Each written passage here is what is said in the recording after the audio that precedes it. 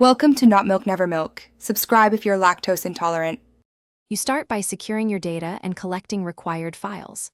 First, back up your phone and confirm the exact Emoji or Magic UI build so you download compatible assets. Once done, enable developer options and turn on USB debugging. This lets you push files. Next, download the correct iOS emoji font, TTF, and a capable file manager.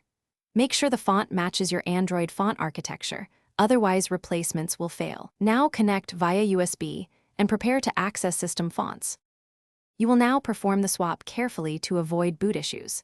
First, remount /system as read-write or install a Magisk module that replaces fonts without altering the vendor partition. Then, rename the original emoji font file to keep a backup and copy the iOS TTF into /system/fonts or the appropriate OEM folder. Make sure to set file permissions to RWRR and ownership to root. After copying, clear the font cache or Dalvik cache if required. This forces the system to load the new. You finish by rebooting into the system and validating emoji across core apps like messages and social apps. If some glyphs appear blank or incorrect, restore the original font backup and verify that the iOS TTF matches your device's font format and locale naming. Once done, use system logs or boot into safe mode to isolate conflicts.